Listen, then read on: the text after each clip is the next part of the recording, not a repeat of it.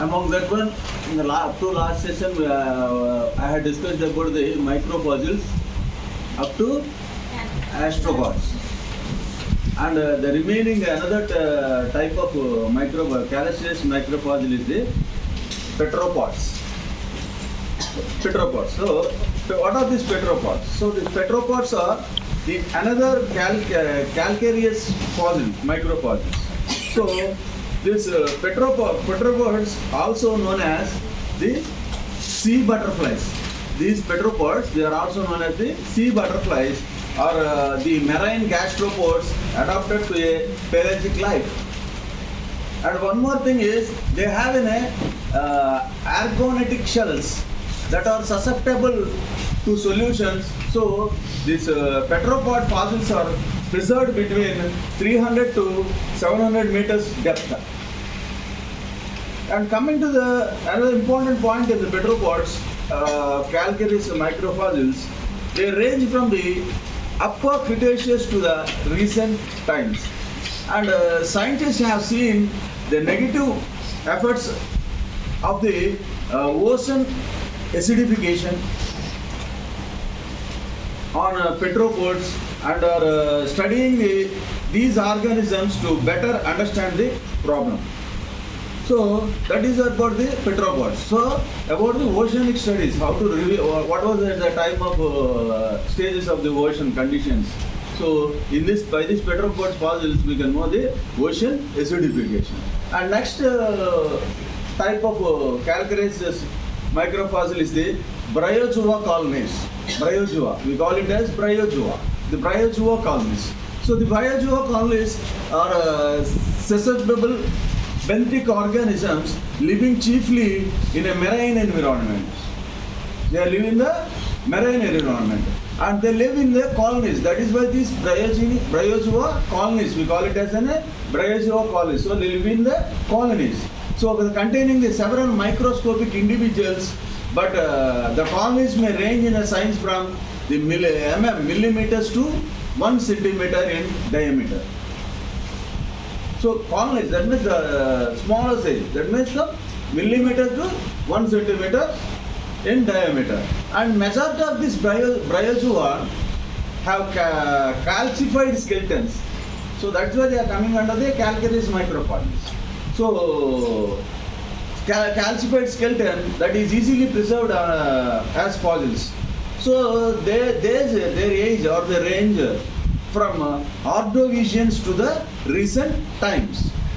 And majority, if you see, these bryozoa skeletons are often highly adapted to the environmental conditions and thus making them invaluable for interpretation of the ancient environment. So this is all about the bryozoa colonies. And another thing is calphinolids. So when you are repeatedly, once we study these materials, you can get all this terminology. So another thing is about the calcareous microfossils is the calphinolids. Calphinolids is another type of calcareous microfossils. So these calphinolids are Paleozoic protozoans. These are the Paleozoic protozoans, thus making they by possessing an axially asymmetrical, not asymmetrical, they are actually symmetrical calcareous test. So they resemble the recent nematinids. That means they possess the organic test. Nematinids means. So, and are thought to be the fossil tinitinids. These calphinolids, they are thought to be the fossil tinitinids. So, these calphinolids occur typically in a very fine grained, that means there is limestones. So, these fine grained limestones are called micritic or marly limestones, which are very poor in the benthic fossils but rich in the micro, that means the radioterranes. We call it micro, means radioterranes and the nanoplanktons. So these nanoplanktons are nothing but they are the coccoliths and nanoconids. Coccoliths and nanoconids, these are the nanoplanktons. This is clearly indicates that calphonoliths were also they have the marine planktonic protozoans. These are the marine planktonic protozoans. So they range in size from 30 to 150 microns. 30 to 150 microns in size. So they are found from the upper Jurassic to the lower Cretaceous. That is the lower Cretaceous means that is the extinct organisms. And one more thing is this calphonoliths limestones are very representative of the uppermost Jurassic and this lower Cretaceous Paleozoic phases of the Titian province. So actually there was a concept that means the pits is the entire what we are seeing now, that Africa, the continent Africa, that it is divided, but actually entire the whole earth is like a globe. So that the time it is, we call that is a Gondwana region. With the pits, that is due to some forces and climatic changes, there have been the continents are separated. So that is meant the Titian provinces, we find this calphonoliths. So another, coming to the another type of the calcareous microfossils is the calcareous algae. So the calcareous algae, what are the various calcareous algae? So we find the calcareous algae, these are calcified remains of the aquatic, autotrophic, non-calcified remains, autotrophic and non-vascular plants. That means simply the non-vascular plants means the algae. So if we come to the marine varieties, they include the Cyanophyta. Cyanophyta means that is blue-green algae. Cyanophyta is the blue-green algae, and Rhodophyta. That means Rhodophyta means it is the red algae, and Chlorophyta is the green algae. So, and one more thing is non-marine ones are Charophyta. In this calcareous algae, the non-marine ones are Charophyta, and also they range from the Cambrian period to the recent times, and also they are used in the interpretative of paleoenvironment and for age determination of the strata. For various ages, what were the ages at the time of the strata. And another thing is of calcareous nanofossils, another varieties.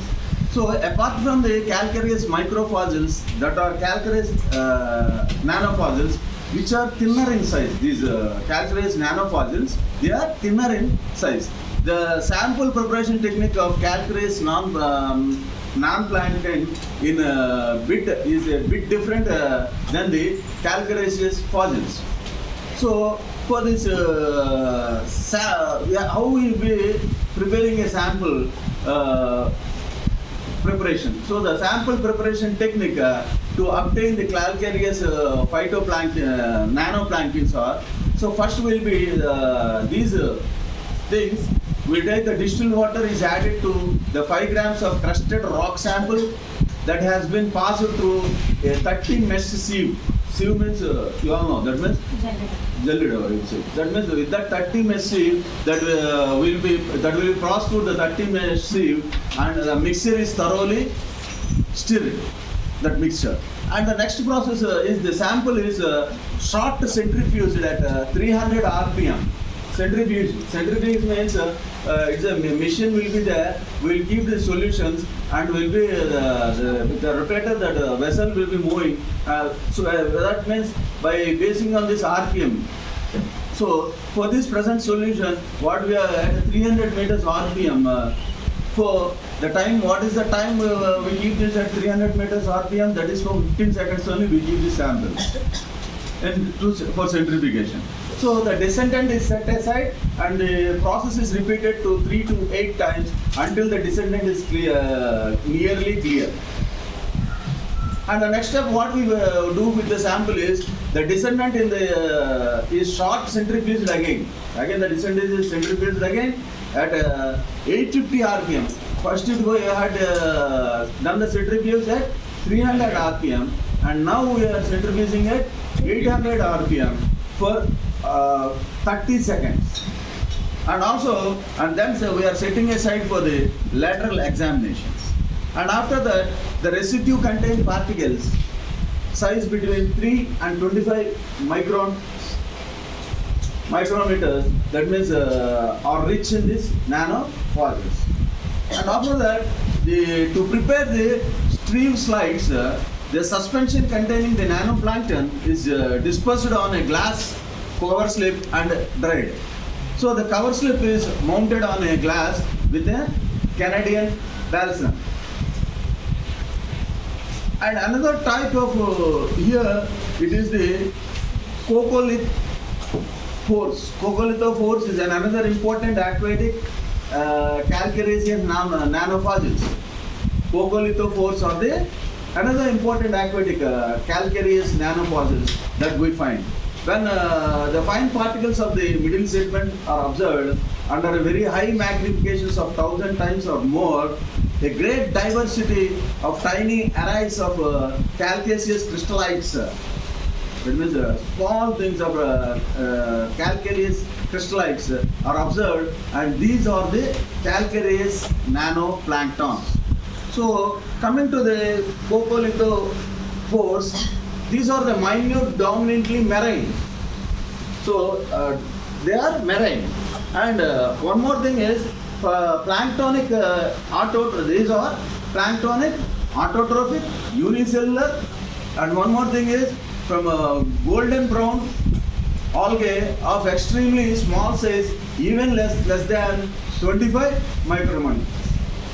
25 micrometers. And these, if you see the shape, that means their spherical wall.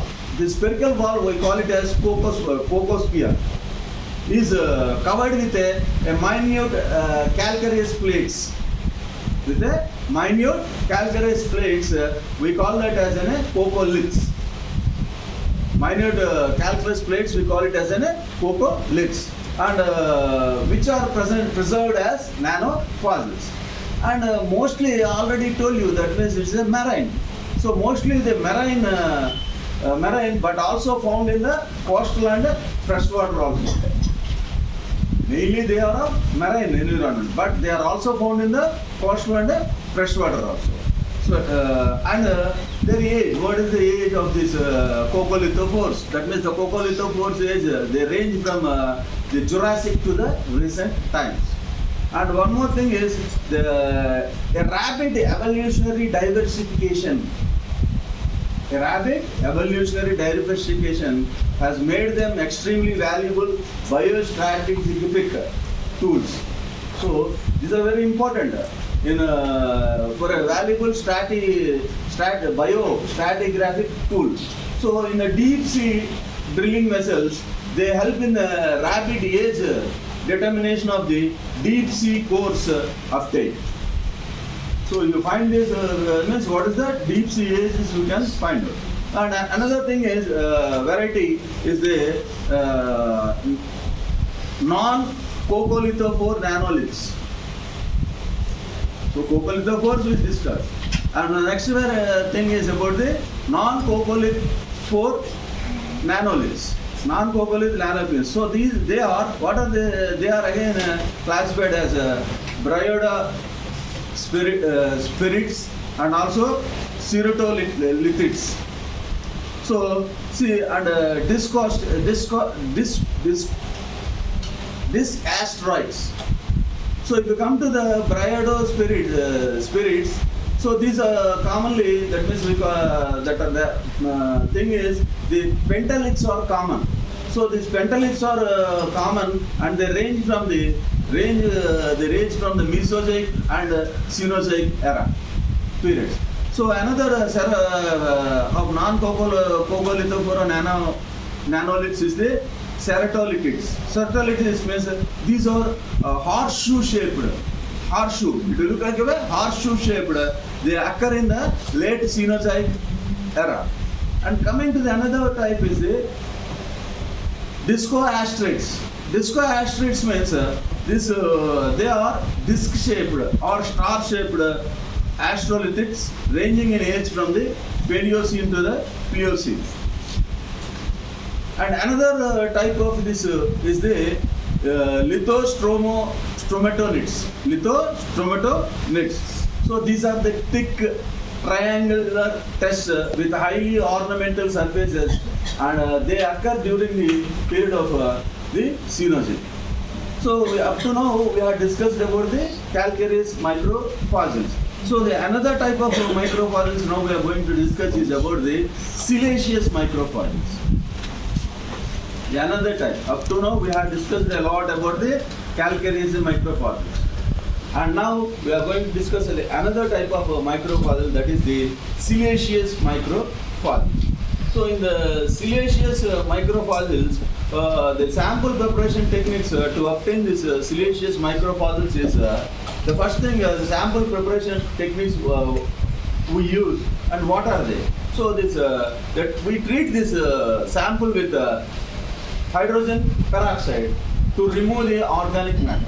So anything sample in the sample to remove the organic matter, we will be treating with hydrogen peroxide. And also after that, treating with the hydrogen peroxide, we treat with the HCl, that means the hydrochloric acid, to remove the carbonate fractions. After that, we use the HCl. So, and the suspension is decanted and the residue is further treated with 25% nitric acid, HNO3, to remove the last traces of the organic matter and inorganic salts. So what we are doing here?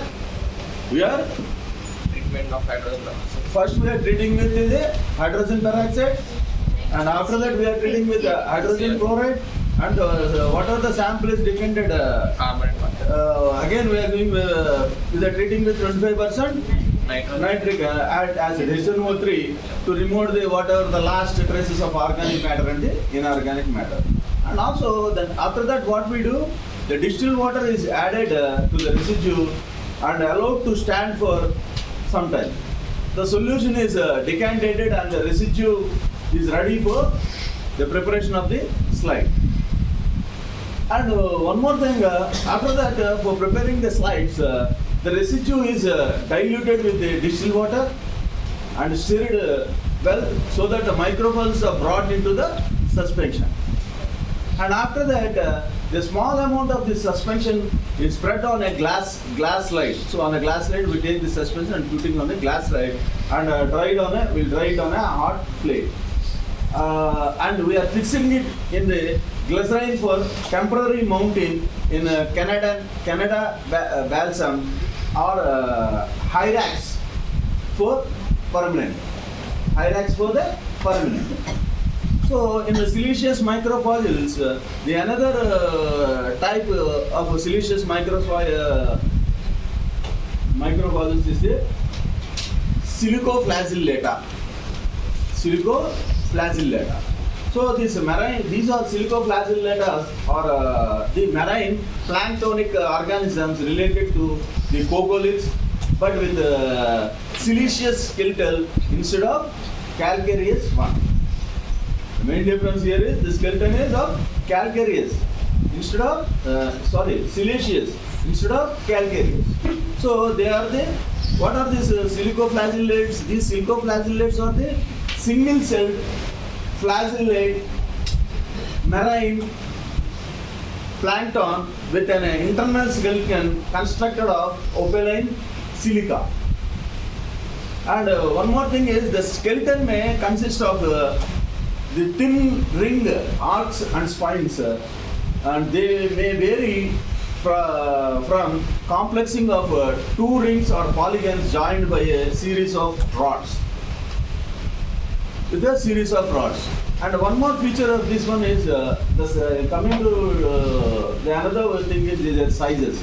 What will be, these sizes are from 10 to 100 micron. So these appeared, these silicoflagellates, they appeared during the mid-Cretaceous, diversified in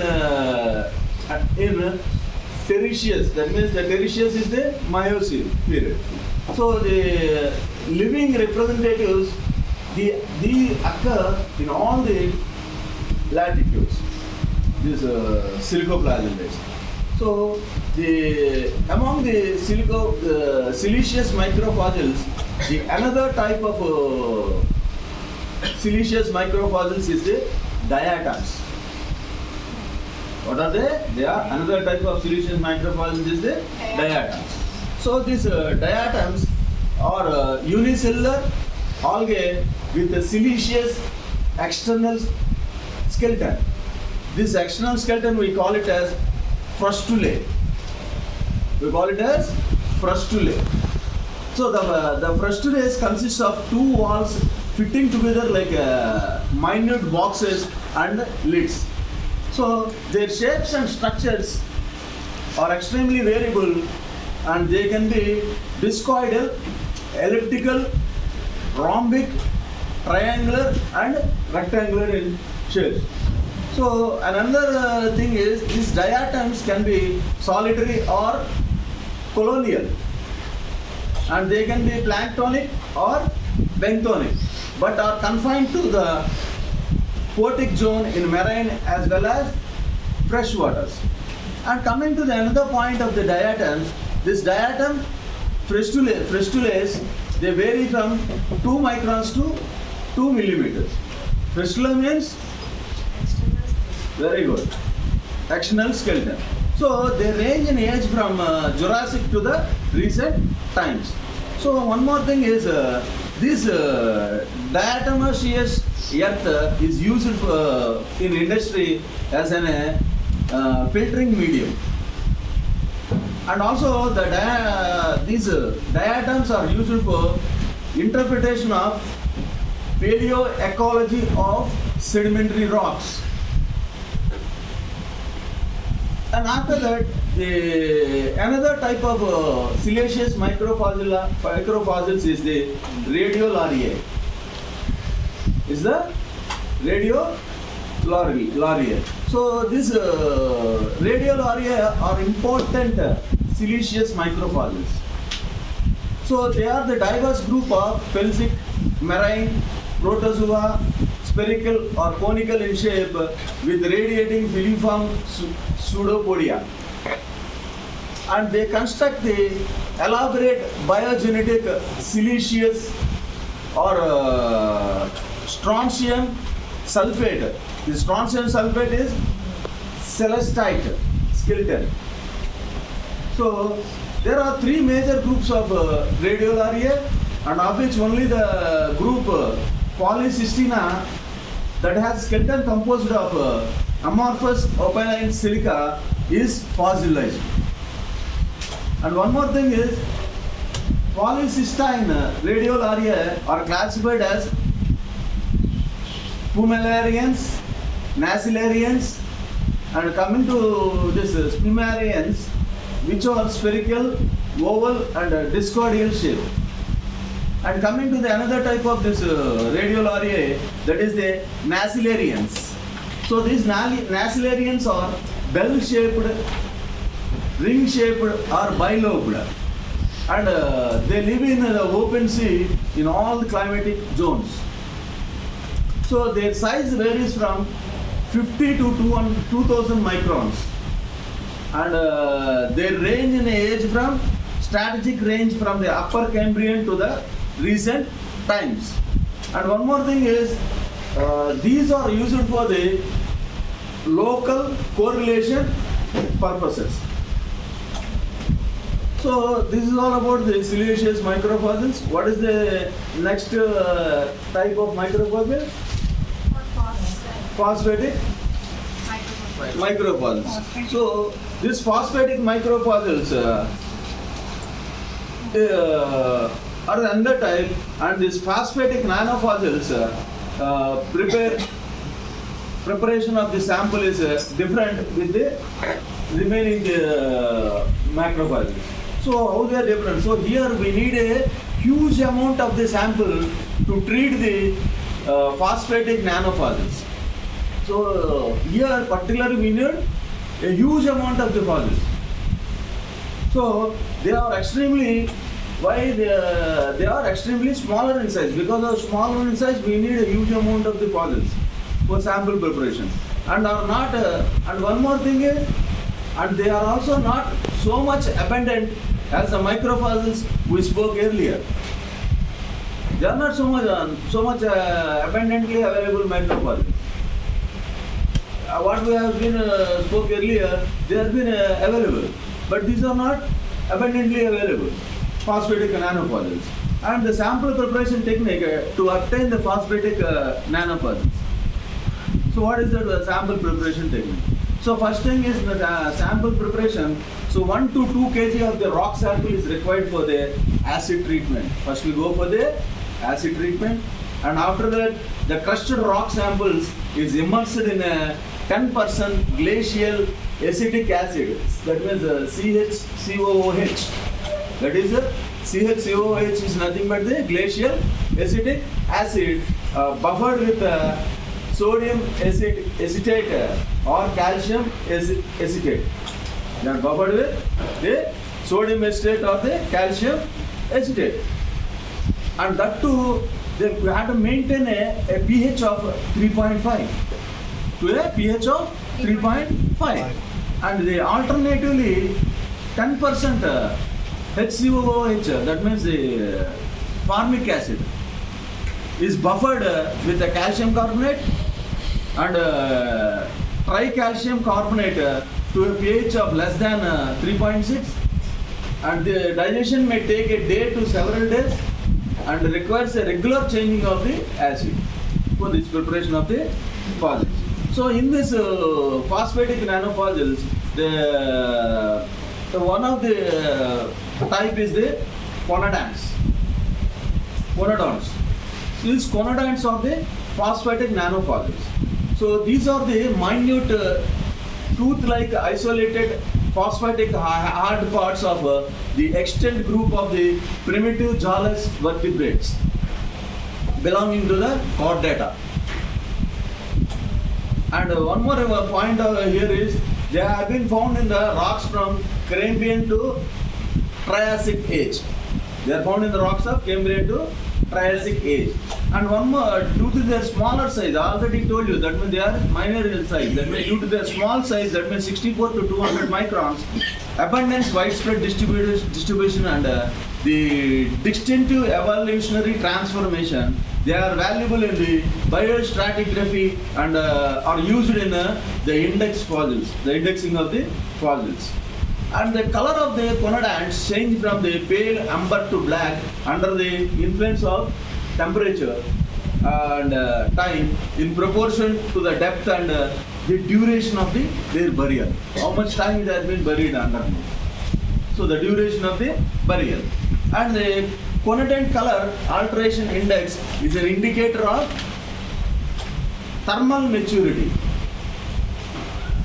The changing of color is an indicator of thermal maturity and is helpful in the basin analysis of hydrocarbon explorations. These are being used for hydrocarbon explorations in the basins. And finally, what is the last type of microfossil? Organic. Very good. Organic walled microfossils. So this organic walled microfossils are nothing but now what do we say? So now we are discussing this organic walled microfossils. Fossils. So automatically the first when we have been coming to the type, we will be discussing about the preparation of the sample. Likewise, in the organic walled microfossils, the sample preparation techniques to obtain the organic walled microfossils are, so the first step means the rocks is dissolved by the succession of chemical reagents, and after that the crushed rock segments placed in the polypropylene beaker. They are placed in the polypropylene beaker, and after that are just reacted with HCl. HCl means hydrochloric acid, and then with HF, that means hydrofluoride, to remove the carbonate and the silicate fractions of the rock. So, and after this treatment, the residue is washed, centrifuged, and then reacted with Skluze solution. So, which is prepared by mixing one saturated KClO3 with 2 parts of concentrated HNO3. That means nitric acid. So after that again, what we do, whatever the residue is left over, this residue is washed and treated with the 10% of the solution of KOH, potassium hydroxide, or NaOH, sodium hydroxide, to remove the humic materials. So after that process, the final residue, you will getting a final residue. So after getting this final residue, what we do, these final residue, it consists of the spores, pollens, microplanktons, leaves, bark cuticles, and other plant fragments. So it is centrifuged, dried, and mounted on the slides with the cover slips for the examination under a light microscope. So in this one, organ-walled microfossils, other than the pores and pollens, the important varieties of the organic walled microfossils are dinoflagellates, Archaeoryx, and Tasmanids. So we will be discussing about these things. So this, what are these dinoflagellates? So these dinoflagellates are the unicellular biflagellate algae. They are ranging from the size from 5 microns to 2 millimeters. And they varied habitat. Some are planktonic organisms in marine and freshwater environments, and few are marine sand dwellers, and some are symbionts or parasites. And another important thing about the dinoflagellates is these most dinoflagellates are autotrophic, and they contain chromatophores and carry out containing the chromatophores means what they will be doing? They will be carrying out photosynthesis. So they carry out the photosynthesis, and some are the heterotrophic and feed animals by ingesting their food. And they have a simple life cycle. These dinoflagellates, they have the simple life cycle, and including a vegetative stage or an ancestate stage or the resting stage. Only the resting cyst stage is preserved as a fossil. Only the resting cyst stage. Cyst means cells. Cyst stage is preserved as fossils. So not all species produce the cysts. Again here, not all the species will produce the cysts. And therefore, the fossil record represent only a small portion of the whole group. So the true cysts have been known Triassic onwards. And evolution has moderately rapid, which made them significant tool in biostratigraphy. And coming to the another type is the Actricots. Actricots like fossil dinoflagellates or microscopic fossil cysts. These Actricots are the microscopic fossil cysts. But it cannot be determined from what type of ancient plankton they are derived. And the majority of the Actricots lack diagnostic features which identify them as a dinoflagellate cyst, but might otherwise or smaller to them. And their wall is also believed to be composed of sporopollenin. Sporopollenin, their walls. And the first recorded in they are first recorded in the Precambrian times, and they can be dominant phytoplankton group in Precambrian and Paleozoic communities, but decreased in importance in the Mesozoic and Cenozoic. And another type is about the Tasmanids of this organic world. Is the Tasmanids.